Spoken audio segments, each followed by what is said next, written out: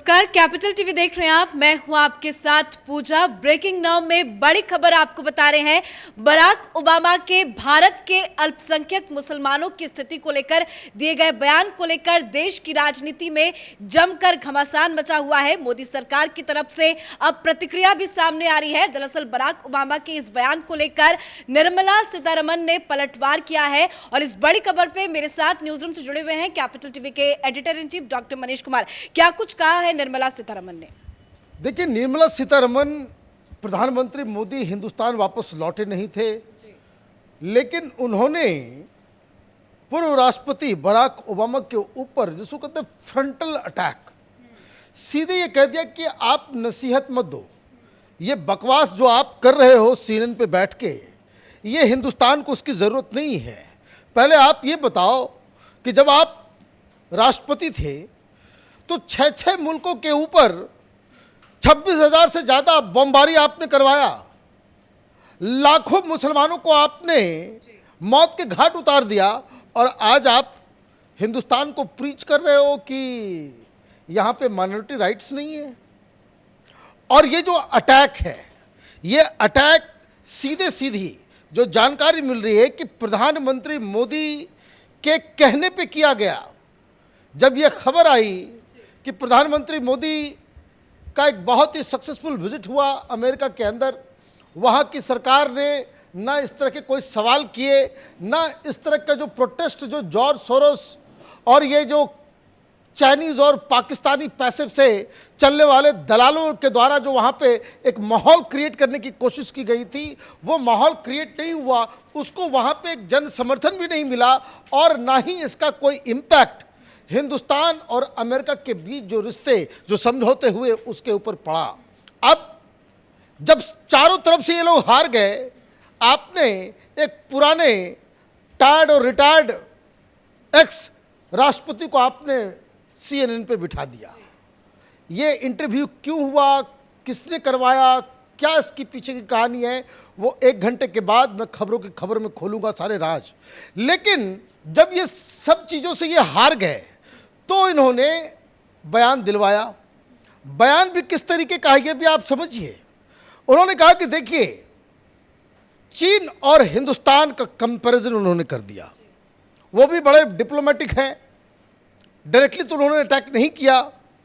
उन्होंने कह दिया कि चीन में जो कुछ मुसलमानों के साथ हो रहा है, जिस तरीके से वहाँ डिटेंशन कैंप में लोगों को रखा जा रहा है, जहाँ उसको री एजुकेट किया जाता है, मतलब इस्लाम छुड़वा करके, आप ये देखिए वहाँ पे चाइना में क्या होता है, वहाँ पे मुसलमानों को पकड़ के एक स्कूल में बंद कर दिया जाता है, डिटेंशन कैंप में बंद कर दिया जाता है। रोज़ा इफ्तार के दौरान उनको जो है वो पोर्क खिलवाया जाता है, दाढ़ी उसकी मुड़वा दी जाती है, आप कुरान के ऊपर जो है उल्टी पुल्टी बातें बताई जाती है उन लोगों को। तो इस तरीके से बाकायदा टॉर्चर किया जाता है, लेकिन फिर भी दुनिया उससे कोई सवाल नहीं करती। लेकिन ये तो बेईमानी हो जाती। तो ओबामा ने इन सब चीज़ों का, ये जो डिटेंशन कैंप है उसके बारे में तो जिक्र किया है कि एग्जाम्पल के साथ पेश किया चीन के बारे में, लेकिन हिंदुस्तान के मामले में वो एक भी एग्जाम्पल नहीं दे सके। और जो इंटरव्यू कर रही थी अमन पौर, उन्होंने कहा कि अगर आप राष्ट्रपति होते तो क्या आप पूछते, तो ये बोलते भाई पूछता नहीं, मैं सलाह देता कि जो माइनॉरिटी राइट्स जो है उसको जो है आपको बचा करके रखना पड़ेगा, अदरवाइज द नेशन में पुल अपार्ट। मतलब देश जो है वो किस तरीके से विघटन हो जाएगा देश का, ये भविष्यवाणी कर रहे हैं बराक ओबामा। और उसके बाद हुआ ये कि कांग्रेस पार्टी उस इंटरव्यू को उठा करके वो घूम प्रोपेगेंडा चालू हो गया कि देखिए, बराक ओबामा को तो मोदी दोस्त कहते हैं, लेकिन देखिए उन्होंने वो सलाह दे दी, वहाँ से जो है वो बयान आ गया। मतलब ये आप ये देखिए, एक विदेशी लीडर हिंदुस्तान के बंटवारे की, हिंदुस्तान के टुकड़े टुकड़े होने की भविष्यवाणी कर रहा है, और हिंदुस्तान में बैठे मूर्खों को आप ये समझिए कि क्या आईक्यू लेवल है इन लोगों का। और सवाल ये खड़े हो रहे हैं कि जश्न मना रहे हैं, और ये लोग जश्न मना रहे हैं कि ओबामा ने कह दिया कि देश के टुकड़े टुकड़े हो जाएंगे। मुझे तो समझ में नहीं आता कि भाई ये क्या है, ये विपक्षी पार्टियों की बुद्धि किस तरीके से गर्त में चली गई। लेकिन सवाल ये खड़े हो रहे हैं कि इंटरव्यू इतना लंबा था लेकिन उसी पार्ट को क्यों जमकर वायरल कराया गया? देखिए, ये मसला नैरेटिव का है, ये शैतानी है, ये बदमाशी है, ये जॉर्ज सोरोस और उसके चट्टे बट्टों की करतूत है। ये नैरेटिव क्या है? ये हिंदुस्तान के अंदर में भी विपक्ष कह रहा है डेमोक्रेसी को बचाना है। हिंदुस्तान में कहा जाए भाई मुसलमानों को जो है बहुत प्रताड़ित किया जा रहा है। भाई हिंदुस्तान में पॉलिटिकल पार्टीज तो इस तरह काम इसलिए कह रही है कि किसी भी तरीके से उन सबको मुस्लिम वोट मिल जाए।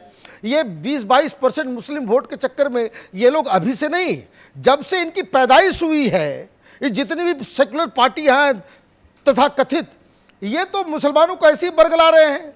भाई मुसलमानों की स्थिति तो दलितों से तुमने बदतर कर दी 1947 में, और उसके पहले मुसलमान तो यहाँ पे शासक वर्ग हुआ करता था। आज 2006 में तुम कमीशन बिठवाते हो, सच्चर कमेटी आकर के बताती है तुमको कि भाई मुसलमानों की हालत आप लोगों ने आज़ादी के बाद से अब तक दलितों से भी बदतर कर दी। एजुकेशन हो, एम्प्लॉयमेंट हो, अधिकार को लेकर के हो, स्टेटस को लेकर हो, इनकम को लेकर के हो, डेवलपमेंट के, तो भाई इसके लिए दोष कौन देगा? भाई ये तो बीजेपी की सरकार नहीं थी कहीं, अब बीजेपी को तो वोट देती नहीं है। आप मुसलमानों को ठगने के लिए एक नैरेटिव क्रिएट करो और नैरेटिव को इस तरह से जोड़ दो कि चूंकि हिंदुस्तान में ये बीजेपी सरकार आ गई है, मुसलमान जो है बहुत ही त्राहिमाम रह रहे हैं। ऐसा लग रहा है कि उनको मस्जिद में घुसने नहीं दिया जाता, उनको जो है प्रे करने नहीं दिया जाता। जबकि 2 दिन पहले ये जो प्रधानमंत्री, ये जो ओबामा का जो बयान आया है, उसके 2 दिन पहले मुसलमानों ने, हिंदुस्तान के मुसलमानों ने एक कड़ा जवाब दिया।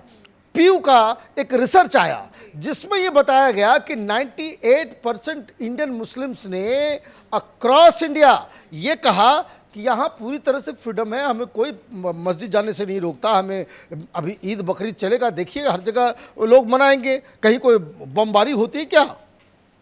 हिंदुस्तान के मस्जिदों में कोई बम मारता है क्या? ये तो पाकिस्तान में होता है, ये तो और बाकी जगह जो इस्लामिक मुल्क है वहाँ होता है। तो इन लोगों ने कहा, पीयू के रिसर्च में 76% मुस्लिम्स ने कहा कि हमें गर्व है कि हम हिंदुस्तानी हैं। उन्होंने ये भी कहा 98% क्या कोई फ्रीडम जो है हमारे रिलीजियस राइट के ऊपर कोई आघात नहीं है। लेकिन फिर भी ये प्रोपेगेंडा, ये दरअसल एक क्रिएट किया जा रहा है नैरेटिव।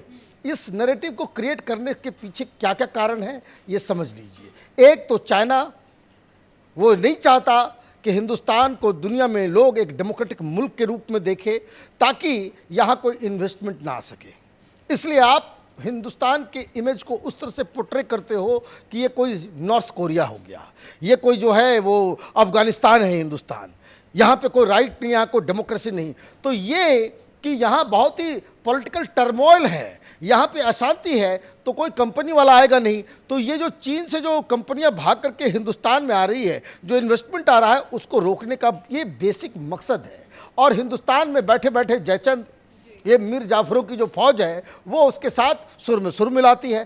तो हुआ ये कि जब आप इस तरह का नैरेटिव गढ़ोगे तो प्रधानमंत्री मोदी तो वहाँ से इन्वेस्टमेंट लेकर के आ रहे हैं। उन्होंने कहा कि भाई ये तो इंटरनेशनल जो हिंदुस्तान की जो इमेज है उसके ऊपर तो कुठाराघात कर ही रहे हो। 2024 के चुनाव में भी इसका इस्तेमाल ये लोग करेंगे, ये कहेंगे भाई मुसलमान मुसलमान मुसलमान करेंगे। इनको मुसलमानों से कोई प्रेम नहीं है। ये तो मैं तो साफ साफ कहता हूँ कि मुस्लिम समुदाय में ये जो दाढ़ी टोपी वाले मौलवी मौलाना जो हैं, जो नोटों पे बिकते हैं, ये जो मुस्लिम वोट का ठेका लेकर के पैसे खा करके वो नैरेटिव क्रिएट करते हैं, आम मुसलमानों को डराते हैं, उसको लेकर के ही ये सारी कवायद की जा रही है।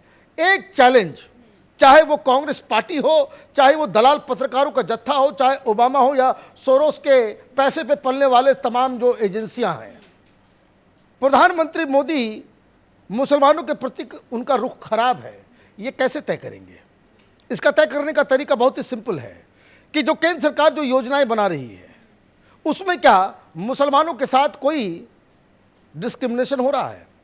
जनधन खाता खोला गया, ये कहा गया कि भाई मुसलमानों को मत खोलना, ये कहा गया कि भाई ये जो टॉयलेट के लिए घर जो बनाया जा रहा है उसमें मुसलमानों को मत देना, ये जो घर हाउसिंग स्कीम्स जो बन रहे हैं उसमें मुसलमानों को अलग रखा गया क्या, या उज्ज्वला योजना जिसमें घर गृहिणियों को जो है गैस का चूल्हा दिया जा रहा है, क्या उसमें कोई भी कार्यक्रम जिसमें, और इस पे कोई बात नहीं करेगा, क्यों? क्योंकि इसका भी डाटा है। डाटा ये कहता है कि जितनी भी जो योजनाएं आई उसमें 35% के आसपास, किसी में 35, किसी में 41, किसी में 30% जो बेनिफिशियरी हैं वो मुस्लिम्स हैं। मुसलमानों की आबादी क्या है? 20%, और बेनिफिशियरी कितने हैं? तो वो 35%, 41% अलग अलग। मतलब ये जो तमाम योजनाएं आई उसका फायदा हिंदुओं ने कम, मुसलमानों ने ज्यादा उठाया। अरे कुछ तो शर्म करो। आप अटैक करना है अटैक कीजिए, आपको ये लंगड़े घोड़ों की जरूरत पड़ती है, आपको विदेशी एजेंसीज की जरूरत पड़ती है कि आप प्रधानमंत्री को घेरे। भाई आप मुस्लिम वोट कहीं नहीं जा रहा, बीजेपी को मुसलमान वोट नहीं देने वाले, इसलिए ये जो बवाल आप क्रिएट कर रहे हो उसका भाई आप मतलब समझ लें कि कांग्रेस पार्टी चाहती है कि ये जो मुस्लिम वोट है वो हमारे पास ही आए, वो समाजवादी पार्टी के पास ना जाए। मुस्लिम वोट हमारे पास ही आए, तृणमूल के पास ना जाए। मुस्लिम वोट आम आदमी पार्टी के पास ना जाए, कांग्रेस पार्टी के पास आए। ये तो आपस में ही लड़ रहे हैं, और उस लड़ाई के चक्कर में आप हिंदुस्तान के साथ गद्दारी का धंधा शुरू कर दिए हो, आप देश विदेश की एजेंसियों के साथ हाथ मिलाना शुरू कर दिए हो। ये बहुत चिंताजनक स्थिति है। जी, धन्यवाद अपडेट के लिए। तो दरअसल जब प्रधानमंत्री नरेंद्र मोदी अमेरिका के दौरे पे गए थे तो बराक ओबामा का एक CNN का इंटरव्यू जमकर वायरल हुआ था, जिसमें उन्होंने अपने बयान में भारत के अल्पसंख्यक मुसलमानों की सुरक्षा का जिक्र किया था, जिसपे अब निर्मला सीतारमण ने पलटवार करते हुए कहा है कि 6 मुस्लिम देशों में 26,000 बम बरसाए गए, तो क्या ऐसे में बराक ओबामा पे भरोसा किया जा सकता है क्या? तो बराक ओबामा के बयान पर देश में जमकर राजनीति हो रही है। इस बड़ी खबर में मेरे साथ फिलहाल इतना ही। कैमरा पर्सन अशोक के साथ मैं पूजा, कैपिटल टीवी।